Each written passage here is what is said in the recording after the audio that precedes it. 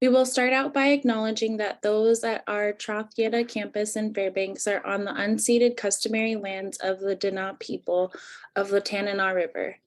In Nome, we are on the Inupiaq, Yupik, and Siberian Yupik lands.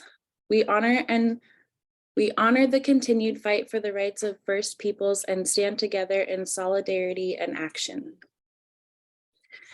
At UAF, we are growing into a socially just and caring institution of higher education.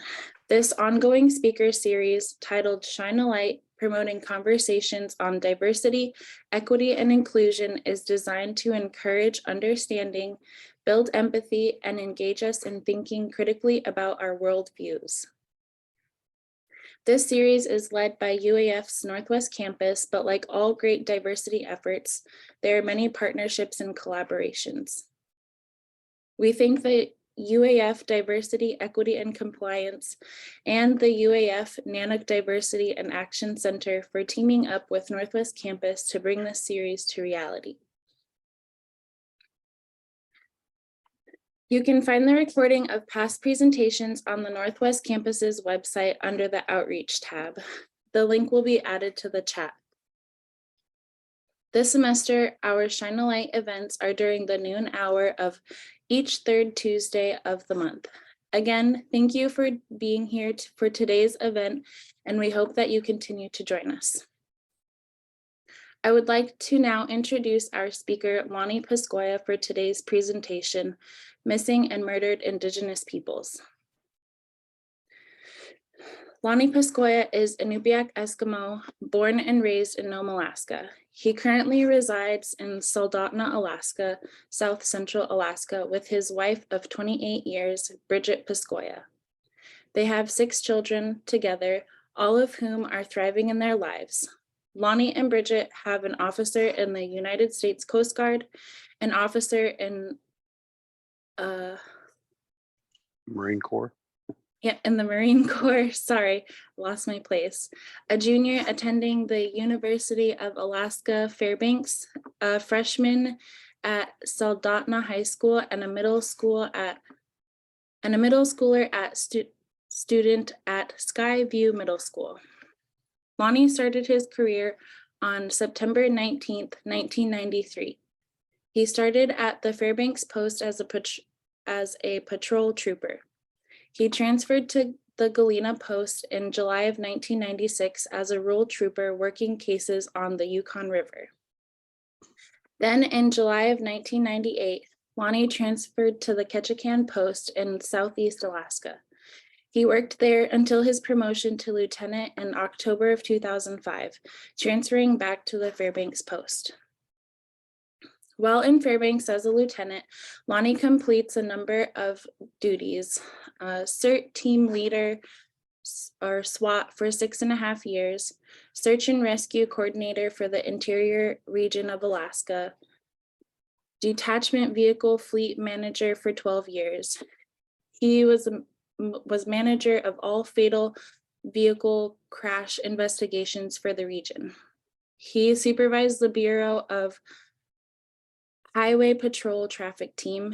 He supervised the Judicial Services Unit comprising of numerous court service officers in the regional courthouse. On October 1st, 2018, Lonny retired in good standing as a lieutenant with the Alaska State Troopers from the Fairbanks Post. He held many positions throughout his 25-year career. He dealt with all types of cases and persons throughout the entire state of Alaska. Lonny has seen the worst in society and he has seen the best in society. Lonny feels that he has helped a great deal of people during his tenure as a Alaska State Trooper proudly. On September 19th, 2022, Lonny was hired back to the Alaska State Trooper investigation and the Missing and Murdered Indigenous Persons Unit. During the past few months, Lonny has studied and asked questions and is currently very active in a past murder case. They are very close to finding closure to an Indigenous person's family. His goal as an investigator in this unit is to solve as many cases as possible, to find closure for our fellow Indigenous families out there, one case at a time. Lonny has a vast amount of life experience in various facets of our communities. He has learned the subsistence lifestyle, abate limited time during his work as a trooper, but every chance he had and has, he would and do participate in fishing and hunting throughout the state. Lonny continues to do these activities every year to provide for his family. Please use the Q&A option at the bottom of your screen to ask any questions that Lonny may address at the end of his presentation. You are more than welcome to use the chat feature, but please be sure to put your questions in the Q&A feature so that we don't miss them. Thank you, and at this time, I will turn it over to Lonny. Thanks, Gwen. Thanks for inviting me today. A little bit of, I guess she summarized who I am and what I do and where I've been in throughout my career as a state trooper. I can remember at a young age that I was always interested to become a trooper, and I pretty much completed that. I guess I've achieved my goal, but I'm still working. But again, I'm here to talk about our new unit that the state troopers have created, the MMIP unit. Currently, let's go to, there's a little bit about myself. I guess the one thing that wasn't said earlier is I got 4 brothers and 2 sisters and a gazillion cousins, aunts, and uncles. Of course, I think my mother's online, so she's probably chuckling by now. But we grew up without running water. I think my dad had to create a water tank when we were little, and we were able to get some type of running water in our new house. But I grew up fishing and hunting all my life. Born and raised in Nome, and of course, after I was hired in 1993 to become a trooper, I moved out of Nome and started my career in Fairbanks. There's a little bit about my career. I've dealt with many cases. I think there isn't a case that I haven't dealt with in the statute book. Well, maybe there's a couple, but a lot of them major ones and a lot of minor ones. I was stationed in Fairbanks to begin with in the early 90s, and pretty much I was in a patrol car responding to call after call after call, and working traffic enforcement too during my career. And during the last part of that stint in Fairbanks, in the beginning, I was recruited to get into the General Investigation Unit, and that's where I worked mostly felony crimes, sexual abuse of a minor, sexual assault, murder, attempted murder, and a lot of the other more serious assaults. And that's where I learned quite a bit about investigating some more serious and more lengthy type cases where you have to do a lot of documentation. And I guess that little bit of work that I did in Fairbanks investigating those major crimes has kind of come back. And basically, I'm doing the same thing now as I did in that General Investigation Unit, Fairbanks. A lot of search warrants, a lot of interviews, a lot of typing up interview reports, and a lot of reading these cases. We'll talk about the cases in a little bit, but they're quite involved. All of the cases that I'm working now are currently unsolved. So that was one of the purposes is when they created this unit, is to take some of these Indigenous person victim cases and go at it again and try to solve them. After I worked in Fairbanks, I went to the Galena Post, and I worked all of those villages in central Yukon River area, and I got to know quite a few people. And that was purely going to the villages and working a lot of all types of cases.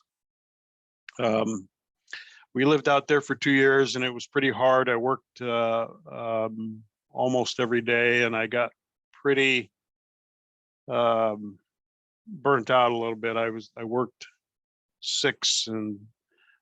usually about 6 days a week, and sometimes 7, but there was a lot of times where I worked my regular days off, and that was pretty hard. So after the 2-year mark and having to deal with working all the time, we decided to make a change. So I transferred to the catch can post, and I never spent a whole lot of time in my life in the Southeast area, so I was kind of interested in doing it. And a position came up, so I transferred to catch can and worked down there for about a little over 7 years. But that was enlightening. It was quite different, but I really enjoyed it. We stayed there for 7 years. And during that time, I was promoted to sergeant at the catch can post, and I became the supervisor for all the troopers there. And then I worked as a sergeant for 4 years, and then there was a promotion opening, and in Fairbanks as a lieutenant. So I put my name in the hat, and lo and behold, got promoted. And then I'm back to where I started in Fairbanks. And I finished out my career as a lieutenant in Fairbanks. I never really wanted to go higher than a lieutenant, and there were opportunities to get promoted to higher positions, but I kind of liked working in the field. If you go above lieutenant, you're pretty much stuck at a desk and you're managing stuff by paper. So and as a lieutenant, you can still do things, and you can still get out there and work and be with the troopers and work cases. So during that time, I held a lot of positions, a lot of roles in the Fairbanks post, and it was quite busy, and a lot of work, a lot of learning, and a lot of experiences. I was a lieutenant in charge of patrol. All the troopers in the patrol unit, I was supervising them and the sergeants.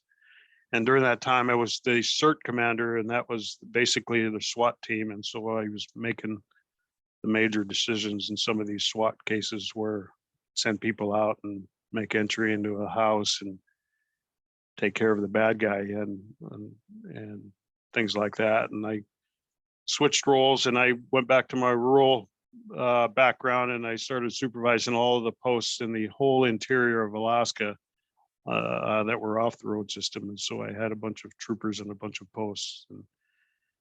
And then there was a time there where I was in charge of all the court service officers and troopers in the court building.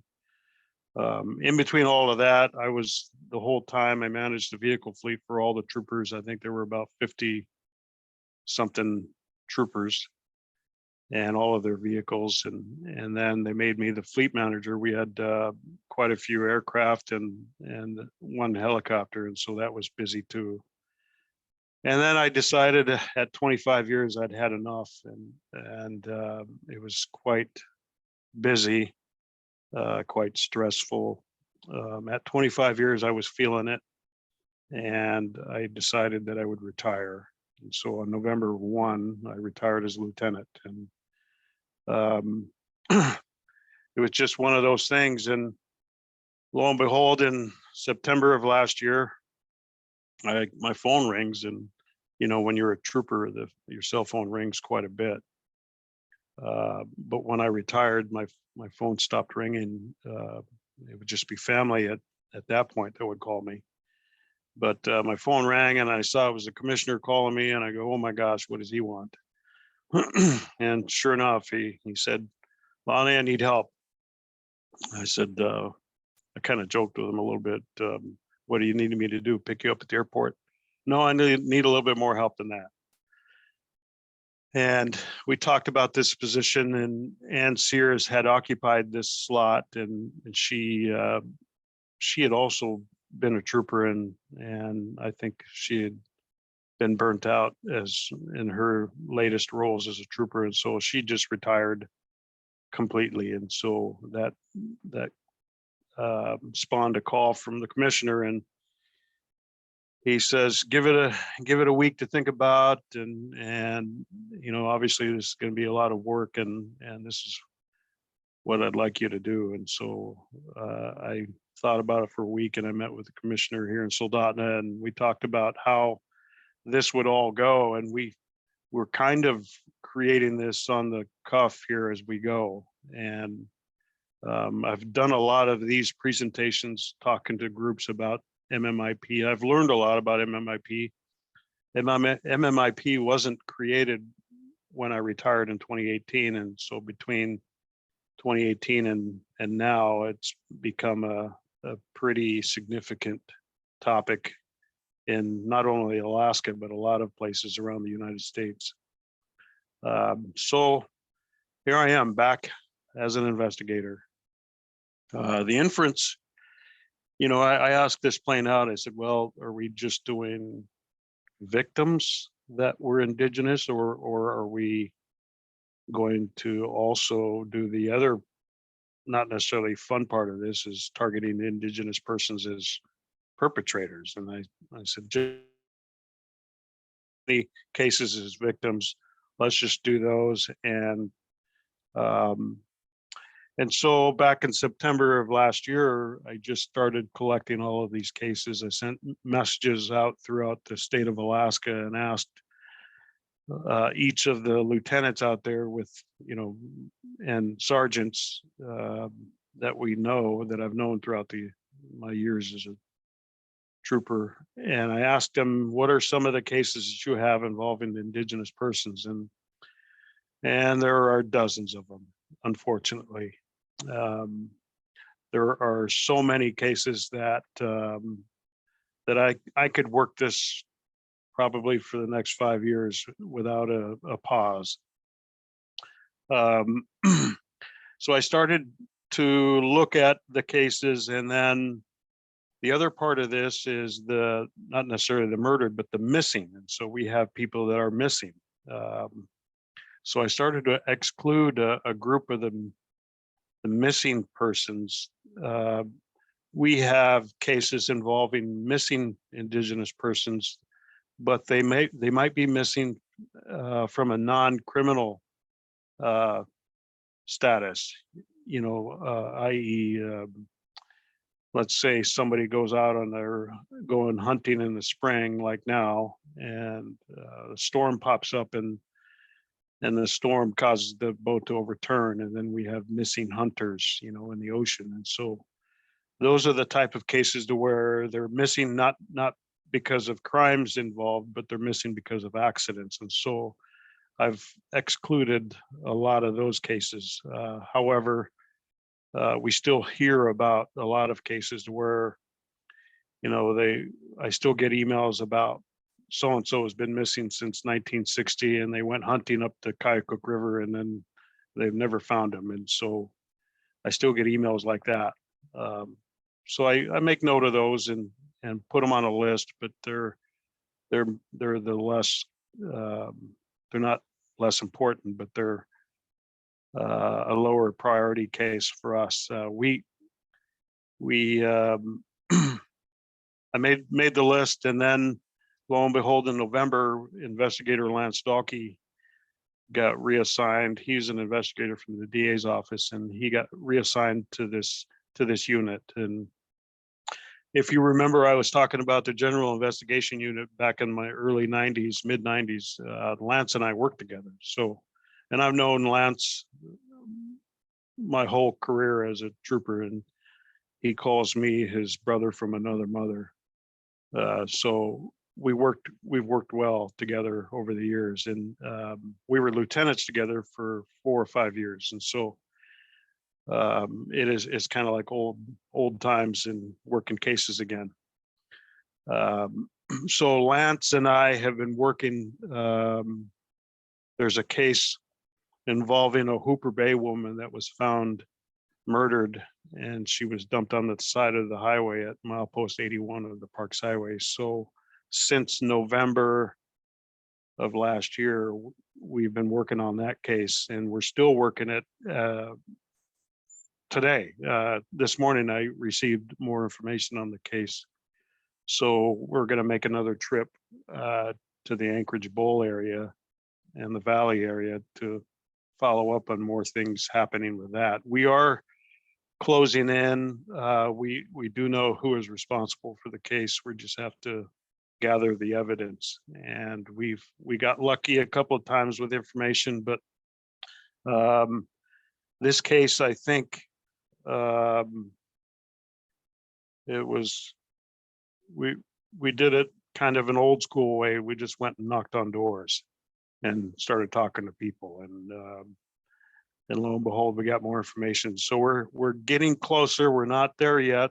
I don't want to, you know, jinx anything, but we still could hit some dead ends, and we still might not be able to gather the evidence. So it's very difficult because it's an older case, and evidence dissipates when time goes by. Starting in another week or so, we'll have another trooper. He's a 20-year retired trooper. He'll join the unit. His name is Joe Whittam. He lives here in Soldotna, and so it'll be nice to have a third person. If you guys have any questions, just go ahead and pipe up, or I think there's a chat. I'm not too much of a Zoom expert here. So obviously here's some of the regions, and we have it almost broken down like this for the state troopers. We have it, the regions. Most of my career has been in interior Alaska. Now I'm living in South Central, and I got to know a lot of people in southeastern Alaska, and I got to work with the RCMP a lot, and that's still a relationship that's pretty strong with our department. We do work with the RCMP quite a bit in Tok and Eagle and even Circle, and then we work with the RCMP out of Juneau and Ketchikan quite a bit to this day. So they have a very similar type of agency to where a lot of their work is rural Canada, is like us here in Alaska. So I've worked TDY quite a bit all over South Central, Interior, and Southeastern. I worked in Nome for an event years ago, and then I've been to Bethel once or twice for different things, for different types of events or things going on for the state troopers. But I put this slide in here. I did a talk with the University of Arizona a couple of weeks ago, and they obviously didn't know too much about Alaska, but I put that in there, left it in there just as a reminder for everybody. I don't know who my audience is, but so obviously we're very busy in Alaska. And I included this, and it's a good reminder for everybody, and to see all of our Indigenous peoples and their languages throughout Alaska. And there's a lot of different cultures that we have in our state, and you learn a lot as a trooper when you get to these places and you go in and you know, and you eat their food that they grew up hunting and fishing. And you know, it's the old, I told my fellow troopers, you know, that are not Indigenous, look, we have to eat this, and sometimes they're hesitant, but I tell them if we don't eat their food, they're going to be insulted, so we got to eat. So and sometimes it's different for me. You know, when I was in Ketchikan, I went to all those villages down there. But a little bit of our state, we're quite diverse, as you all know. I learned some of these things, and I wasn't quite aware of all this stuff, but we have it very difficult in society in our country. You know, American Indian and Alaska Native peoples have a higher murdered rate, you know, than the national average, and it's horrible. I mean, and I think one of the reasons why MMIP is created and become a big movement is it's not only happening in Alaska, it's happening everywhere in the lower 48.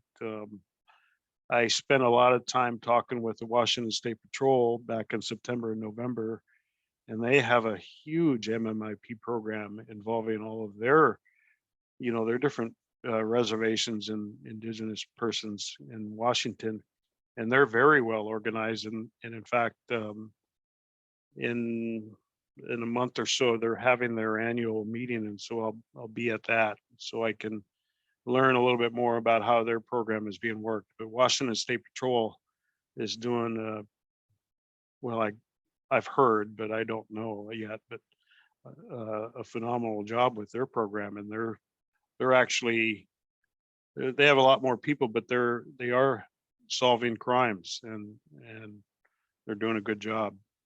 And I get emails from them almost every week about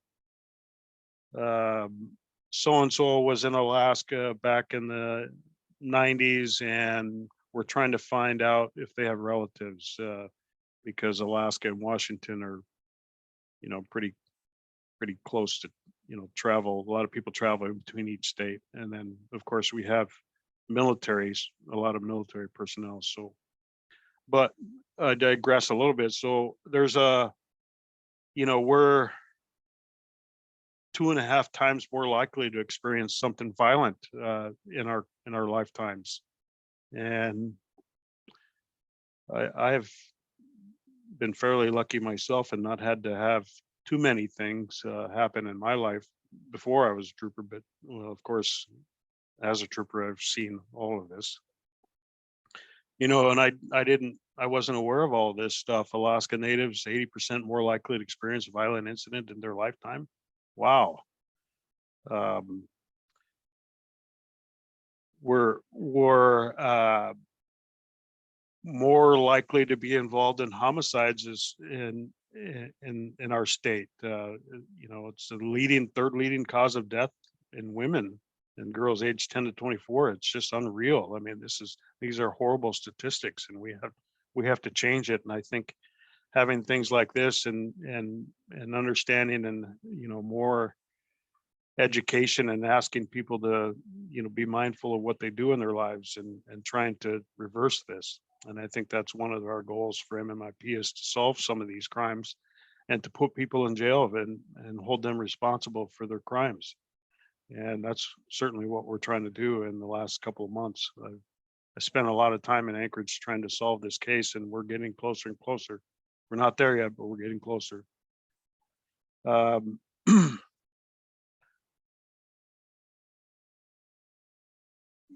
think I read a lot about Savannah's Act. Savannah's Act was sponsored by one of our senators. I think it was Senator Murkowski and a few other senators created Savannah's Act. So Savannah was a tribal member in North Dakota and was murdered by another set of I would think it was a boyfriend, girlfriend living in the same apartment building.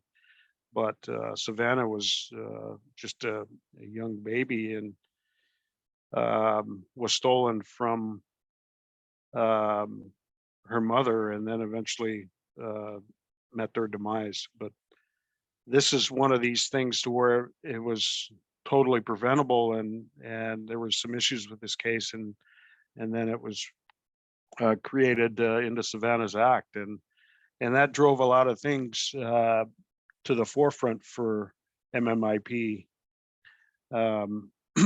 We have mandates because of the Savannah's Act. It's a federal mandate. You see in the lower right-hand corner, there's a Department of Justice emblem there. Part of my salary for MMIP is funded by the Department of Justice, and so and then the other part is provided from the state budget through the trooper budget. And so half of my time, well, not half of my time, probably a good portion of my time is spent talking with the federal agencies here in the state and then out of state. So I have a lot of teleconferences that happen every 2 weeks with the Department of Justice, and we talk about things. And one of the things that, I think just before I came here, I got an email from the Department of Justice giving the final version of Savannah's Act. I think there were some things that they changed in it, and I just got an email about it. And so Thursday is our next teleconference. And so we talk about these things, and we talk about Alaska. But the Savannah's Act had developed some guidelines, and we've had, since I've been doing this since September, I've had a teleconference for 2 weeks, every 2 weeks, talking about MMIP in conjunction with our state and our federal partners in the state, and you know, the different organizations. And so we have guidelines that are given to us that we one of the biggest problems we have is communication. We haven't done a great job to communicate amongst the different organizations, whether it be tribal, local, state, or federal. So that was one of the mandates for the Savannah's Act, is communication. We must communicate amongst ourselves and to share information and to create things. And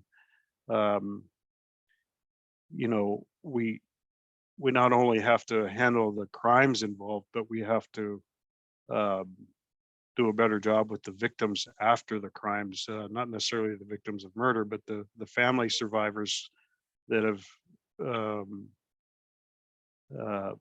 been associated with their loved one being killed or murdered or missing.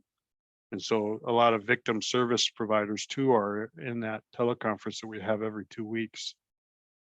And then we have tribal members, and it's believe it's open to the public. So I've seen people on this teleconference that they look like they're just people interested in MMIP and what's going on.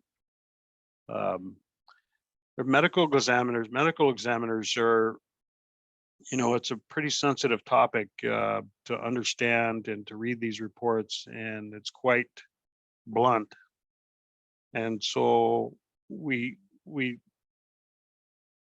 have to do a better job explaining what the technical terms are and explaining the causes of death in some of these cases, and kind of being the intermediary of the ME's office, because there's a lot of technical terms in their autopsy reports, and even myself as a trooper for 25 years, I have to call them and say, exactly what does this mean sometimes. And so, let alone how do victims and their family members, how do the family members deal with the ME's office, the medical examiner's office? And that's a big part, because you have to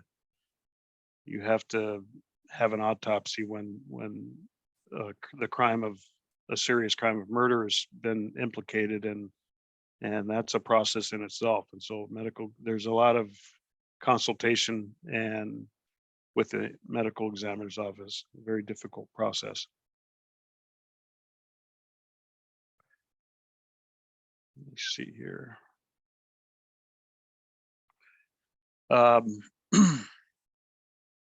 Some of these goals is we identify amongst each agency what our responsibilities are for MMIP. And then we put it out on the table and say, okay, this is my job. This is your job. This is what we need to do together.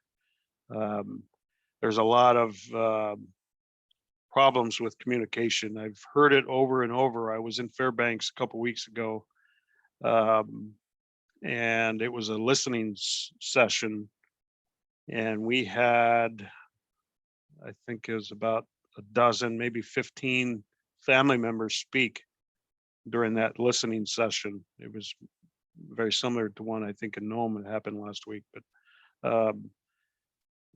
I think the majority of those family members, I sat there and listened to them, and a lot of these cases I wasn't involved in, but I understand what they say. They say I've tried to call the trooper or the investigator, and they're not calling me back.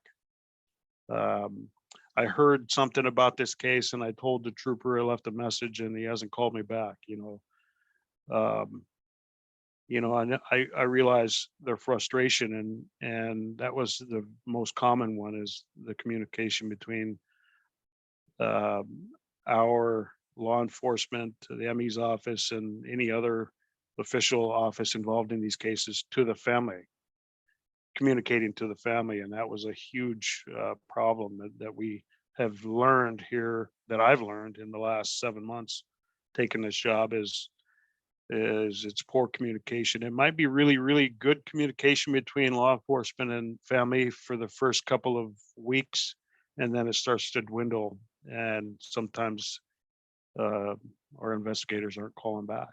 And that was the biggest part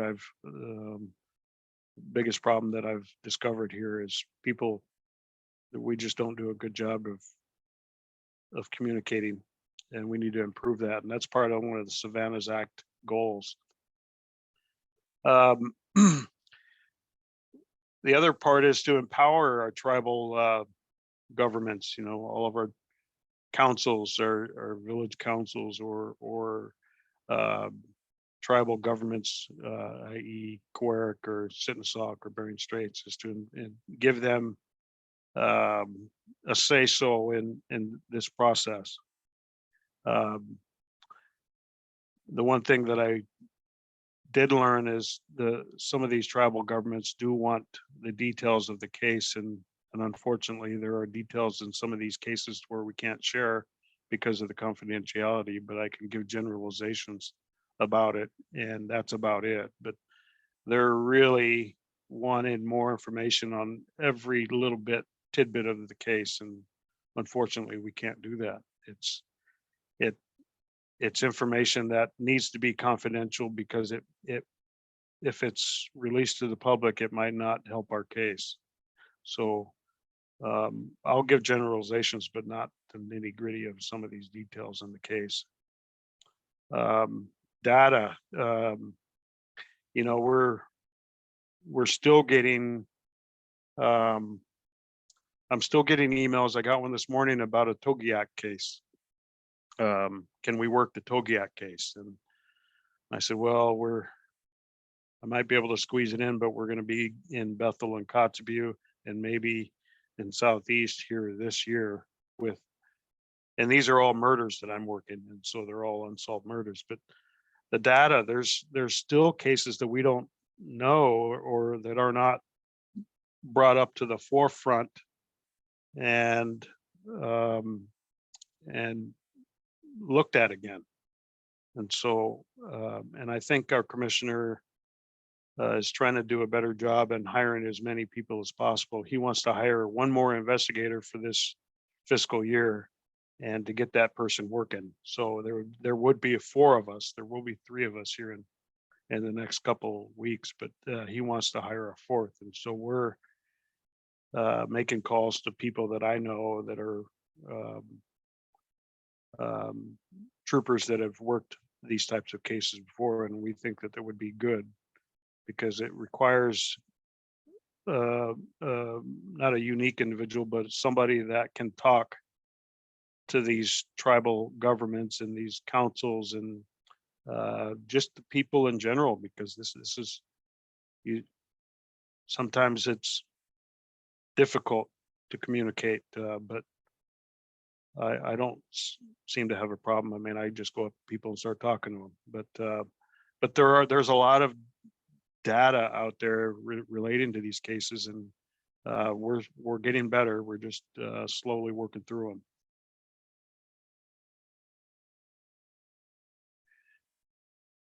These are some of the people that are involved with the Department of Justice in our state.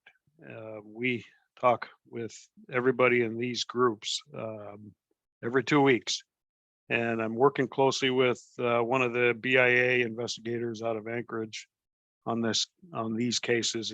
He's also one of those guys that he's an Indian from Oklahoma, but he's working in Alaska, and he's been a big help for us. These are all of the people that we need to involve and have better communication, including, like I said, even the victim advocacy services, you know, the people that are helping the family members. after a traumatic event like a murder. I mean, it's horrible. It's horrible to see. These cases are brutal, and you know it. So we're doing a better job talking amongst ourselves, and there's nobody here that's shy in these organizations. They are very vocal about what's happening, and which is good. I mean, that's what we need to hear. We don't need to hear the everything's good and the sun's coming up and it's bright sunny day. No, that's in these cases they're quite the opposite. There are issues with these cases, and I've run through these cases and thought, well, gee whiz, why didn't these troopers do this, or why didn't they ask this? But at the time, you know, sometimes hindsight is 2020 a lot of times. So but that's why we're hired. We're going to take a fresh look at these cases and continue on and talk amongst ourselves. And so I'm talking with APD. In my career, I never really talked with APD, Anchorage PD. It's just something that we never did that often. And so this job, I've got a lot of cases involving people that are traveling to Anchorage. I mean, that's what happens, right? Every October. For AFN, there's a lot of things happen with APD that we more than we realize. So I'm talking a lot with APD, and that's nice to be able to, because they're in a whole nother system. We don't have their system, nor do they have ours. And so we've started to share information. That was part of the requirement, is to share information. Not that they wouldn't share information in the past, but now it's just on the forefront, and I think it'll help.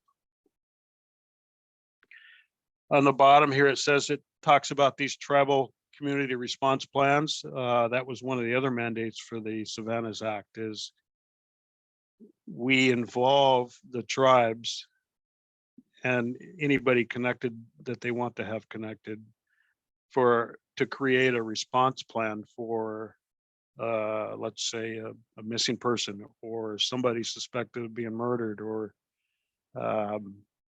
and currently there are 3 tribes that are participating with that right now in our state. Some of these goals is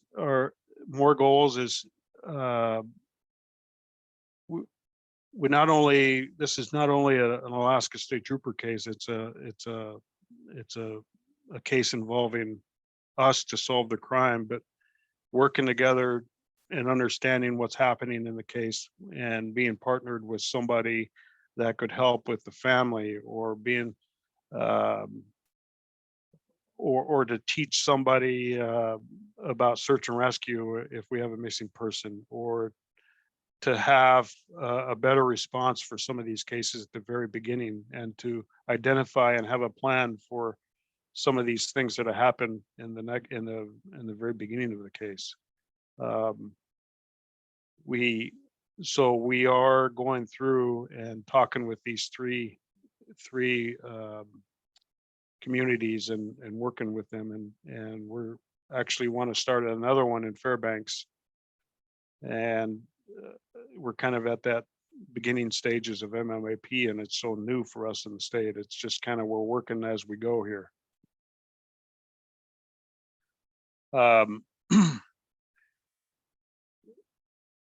We also need to identify what causes some of these things. I mean, do we allow a 14-year-old daughter to go out there unsupervised at Friday night at 2 a.m.? I've had some of those cases where they become sexual assault cases, and it's a totally preventable type thing. And so we have to identify some of these causes. Unfortunately, we have a substance abuse problem too, and it's not just prevalent here in Alaska; it's prevalent everywhere. We're not singled out. Well, we kind of are, but it's a problem nationwide too. I mean, substance abuse is a pretty large root cause for some of these cases. I mean, every case that I've read has some sort of abuse going on, whether it be alcohol and or drugs. So, you know, and that's part of the Savannah's Act, is we have to do prevention and treatment for it too. And I think that's going to help diminish some of these cases. These pilot projects, there's one in Kaikook, that's one of the villages I worked. It's a very, very small place, but they did keep me busy when I was in the Galena Post. Up and down the Yukon River is very busy. There's another pilot project happening in Inupiaq and then the Dillingham area. And so those three tribes were basically created before I became an investigator. And more of the Department of Justice is helping these three with their community response plans than I am. I'm more the investigative part of this. I'm just a spoke in the wheel, so to speak. But that's what's happening, is their intention is to get these villages with a plan written out to respond to anything that happens, a missing person, or maybe there's a crime, or I think it's more geared toward the missing part of this. Somebody goes missing and there's word that there's some suspicious activity, and so then they just enact this plan and go forward. And that's kind of what the Savannah's Act is mandated. So it's actually happening.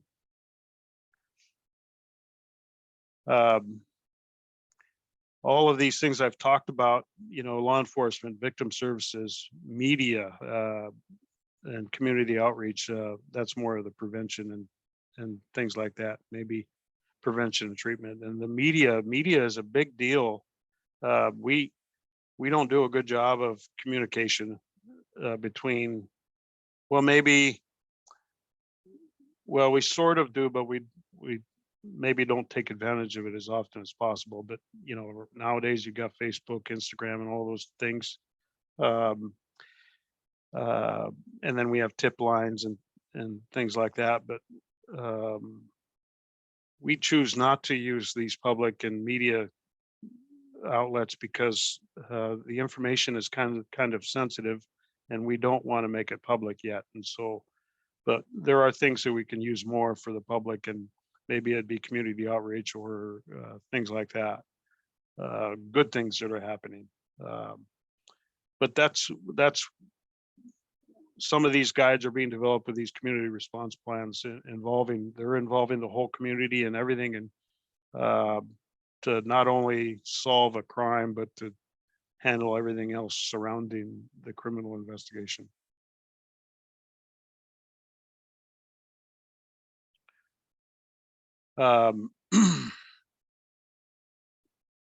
So these response plans, they're created through the Department of Justice. We have a person in Anchorage that is working closely with all of these three villages, and they're creating some of these things and getting all of the players together. And then there's an actual document that has a response plan. And so and these are all unpaid people. These are all the chiefs and the presidents and the just local citizens getting involved in these response plans.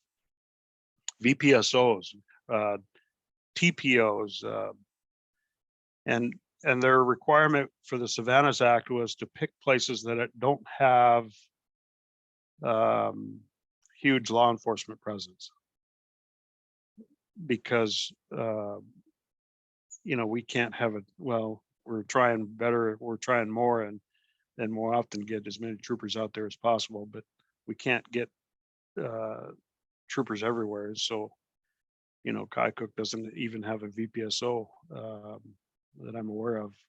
Most of my time as a trooper, they never have, but I know that village pretty well. I know Inupiaq.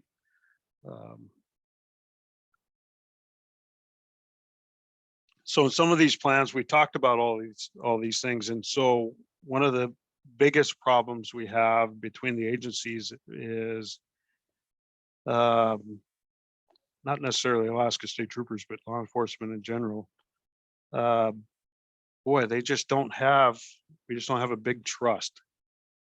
We have to rebuild that trust. And that's one of the things that I do is I talk to people and I say, look, here's my number, here's my email. Talk to me. Tell me what you need. And get that trust back. That was the biggest part that I'm discovering. Contacts, just giving my number to, out. Hey, call me. I just got a call from somebody in Washington a few minutes before I logged on. It was a tip from an old case in Fairbanks. I don't have any idea how she got my number, but my phone rang.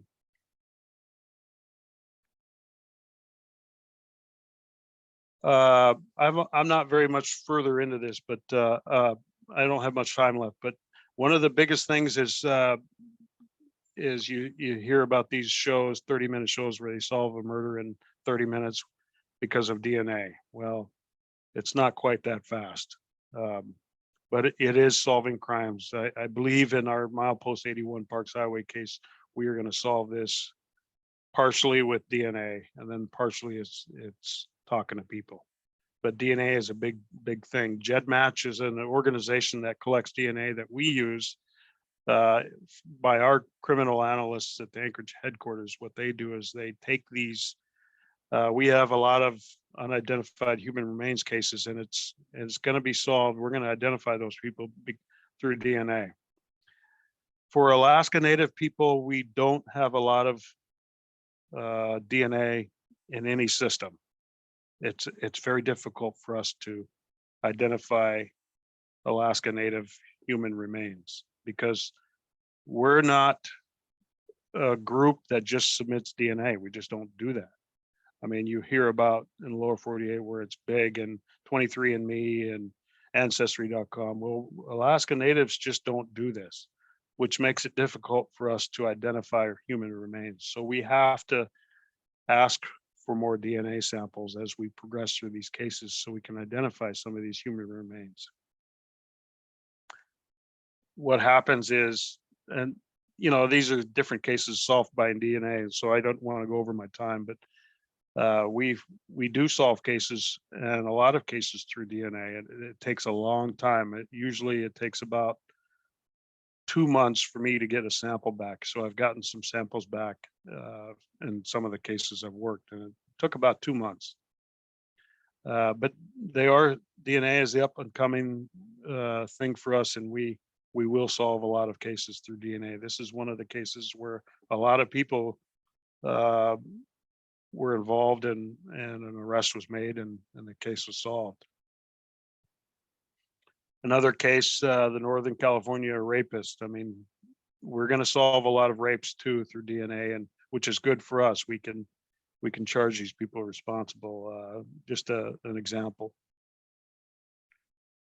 So if you do DNA through Ancestry or 23andMe or family tree DNA, you can take that sample out of that and send it to GEDmatch, and then we'll be able to use some of that information and solve some cases. I don't have a whole lot of slides left. I know my time is coming up. But DNA is pretty important. We need to do a better job collecting DNA from Alaska Native people because it's going to solve a lot of cases. It's going to solve. I have a stack in my office of folders, purely found human remains, and it's probably about this stack. Those are the known ones that we have out there, and there's quite a few of them. I give this information out because we have a lot of homeless people that are from the villages in Anchorage. We have a huge problem, and I don't know what the solution is. I'm not the one to be able to give that. I can give my suggestions, but I give this information out to people. They give the information to homeless shelters. They have food, they have blankets, they have shelter, temporary shelters, and then I give the phone numbers and of where you can get, obviously everybody knows where the hospital is, but I just give it out. Because they do need help. It's a little depressing to see when you go to Anchorage, but that's hopefully where all of these organizations talking can help people. These are some of the cases that are on my list. Fairbanks, there's 4 of them. Parks Highway is one we're working. Bethel, there's actually now 2 in Bethel. There's a case in Barrow that I've read, and it's quite solvable, I think. There's a Selawik case from quite a few years ago that I think is still solvable. We had a person hit with a snow machine, and that person hit by the snow machine died, and so that's certainly another solvable case. And then one of the cases I think we'll take up is from Kotzebue PD, is a woman found murdered, and she was found in the furnace room. So I think that's one of the cases we're going to take. And then I was just notified of this Togiak case. So I'm not sure how I can fit all these in, but I'm going to do these and see what I can come up with. We are making a lot of progress on that very top case. And I've spent probably 7 or 8 weeks in Anchorage working this. So I brushed on this a little bit earlier. What's preventable, what's predictable is preventable. I mean, if you can predict somebody's going to get, if you go 90 miles an hour in a snow machine, what could happen? I mean, highly likely you might get it, you might crash and hurt yourself or kill yourself. That's preventable. All of these things are preventable. You drink heavily at a party, what could happen? You know, these things are all preventable, and they're predictable. So a lot of these cases that I've read, it seems like, my goodness, they were preventable. They didn't have to drink to excess. They didn't have to get involved with people that are drug dealers. They didn't, and some of them are innocent persons that are killed, and those are equally as important. But my point is, a lot of them are preventable and predictable. I give this to some of the people that are like our VPSOs and things like that are important to us when we get these cases. And some of these things are very prevalent in our old cases, and some of them are not so good pictures, and a lot of them we didn't ask for DNA swabs from suspects. Can we ask them? Yeah, I think we can ask them. If they didn't deny it, well, then at least we've asked. We can apply for a search warrant later and get their DNA sample if need be. But what does it hurt to ask for a DNA swab from somebody that might be involved? That's about all I have. I'm pretty close to my time. So does anybody have any questions?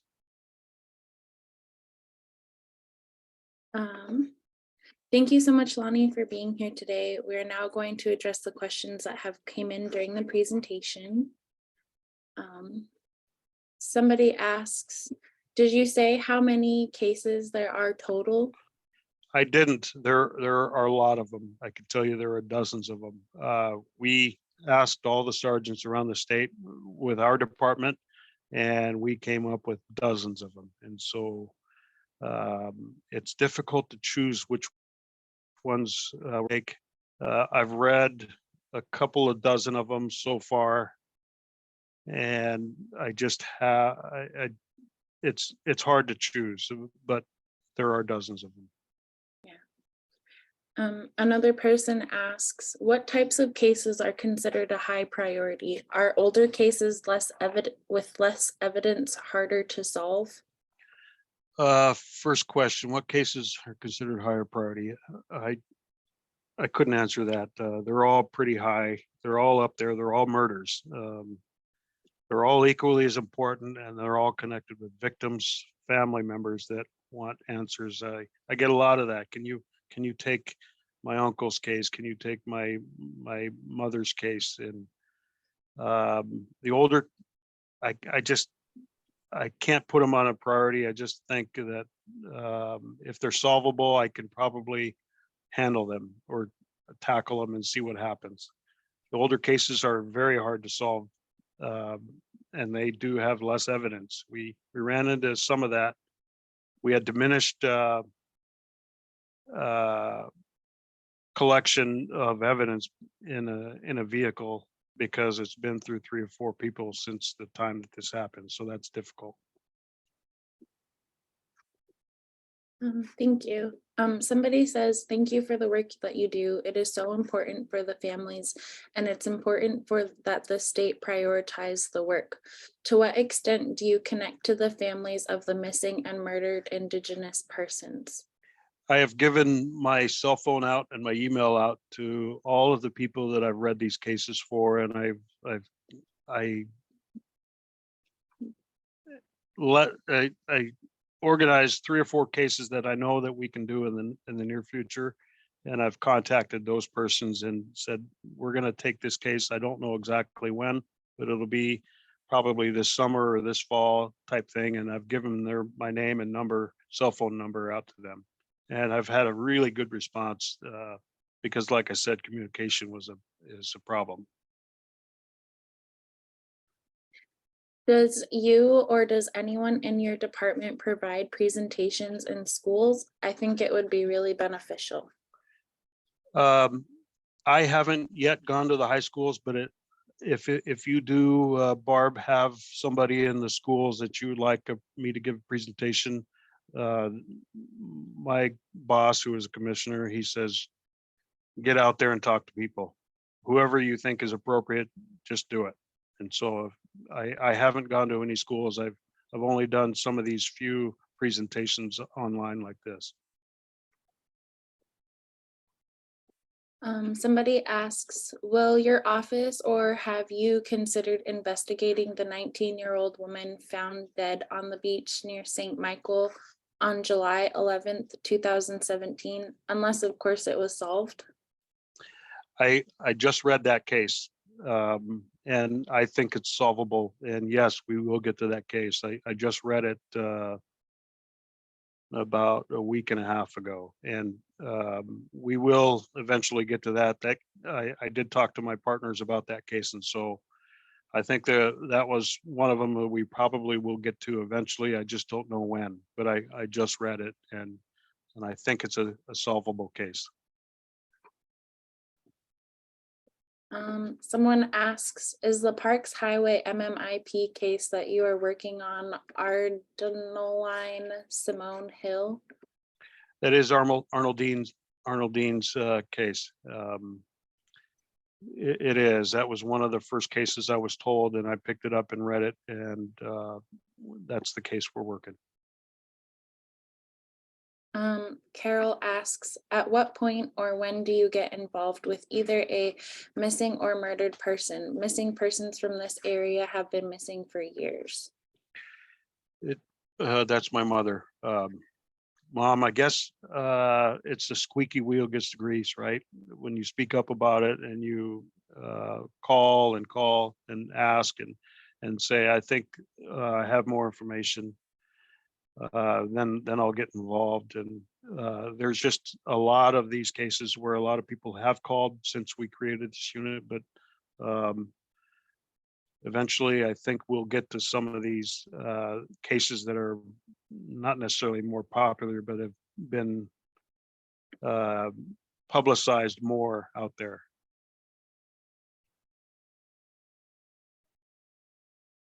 Another person says, we see many cases in the news where the victim has been reported troubling behavior, stalking, threats, etc.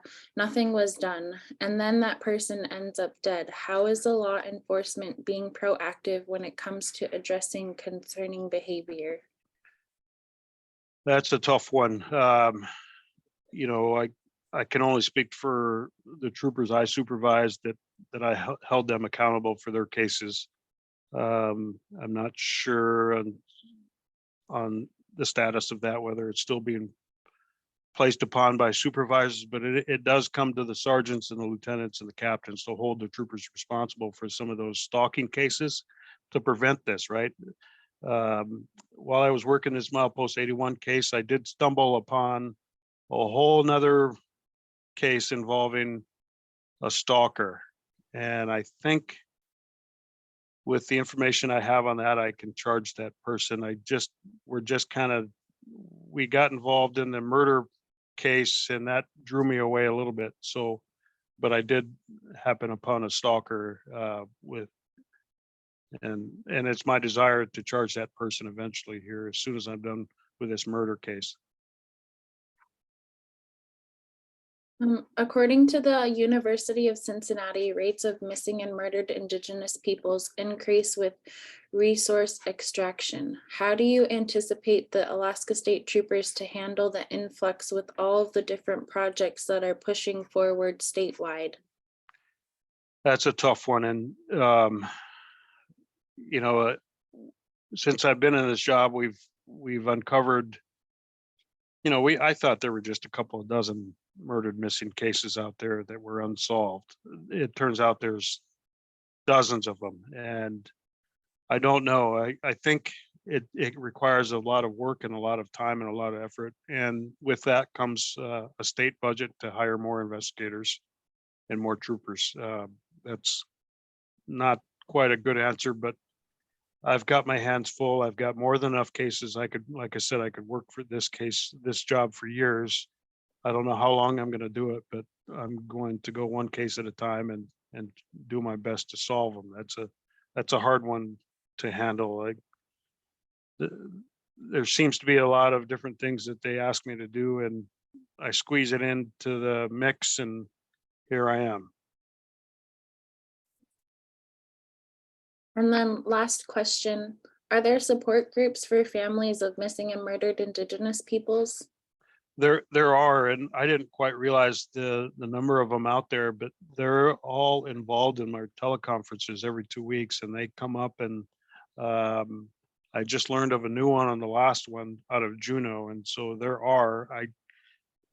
I suppose I can send an email out to you, or if there's somebody locally that you're worried about that we need to get services to, you can email me or call me, and I'll track it down for you. But there are. And then just one last comment. I hope that the MMIP Martin case out of council from the 90s gets another look by your unit. Thank you for the critical work that you and your unit do. I read that case. I think that was Joe Martin. Was that Joe Martin? I think I read that case. It's so hard for these cases. That was a difficult one, and it would be difficult to solve, but it is worth a shot. But I did read that one about a month ago, and somebody had talked to me about it, and I wasn't familiar, so I went into our system and read it. So I think I don't know when I would be able to get to that one. That one's a hard one. That one's definitely a hard one, but eventually I think we'll end up getting to it. It might be the following year. Sorry about that, but there are a lot of cases, and I'm working as fast as I can, but I can't work too fast because otherwise I start skipping steps and missing things. Yeah. Well, thank you so much, Lonny, for your presentation. Thank you everyone for joining us today. Please keep an eye out for any upcoming Shine a Light presentations at nwc.uaf.edu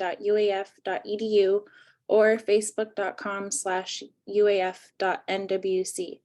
If you would like to share the recording or give any feedback, you can do so by visiting the Outreach tab at nwc.uaf.edu. We will now be closing the webinar. Have a great day.